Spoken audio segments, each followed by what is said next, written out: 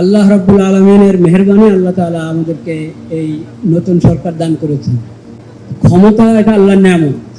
কুল্লাহুম্মা মালিকাল মুলক তুতিল মুলকা মান তাশা ওয়া তানজিউল মুলকা মিম্মান তাশা ওয়া তুইজ্জু মান তাশা ওয়া তুযিল্লু মান তাশা বিয়াদিকাল খায়র ইন্নাকা আলা কুল্লি শাইইন কাদির।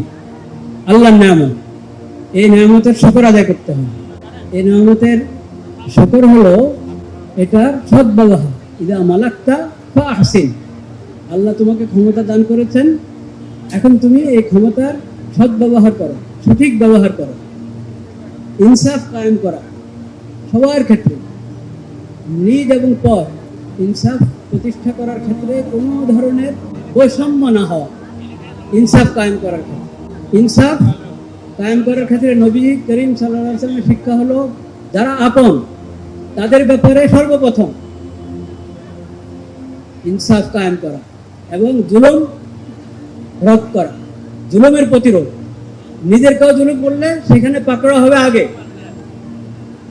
এই নীতি যদি হয় যে আমরা ইনসাফ কায়েম করব, জুলুমের প্রতিরোধ করব, তাহলে ইনশাআল্লাহুল আজিজ দেশের মধ্যে শান্তির যে আলামত আমরা দেখতে পাচ্ছি ওটা পূর্ণতা লাভ করবে। আল্লাহ তাআলা সেই তৌফিক আমাদের সবাইকে দান করবে। এই কথা আমরা সবসময় বলে থাকি, আল্লাহর হুকুম মেনে চলা।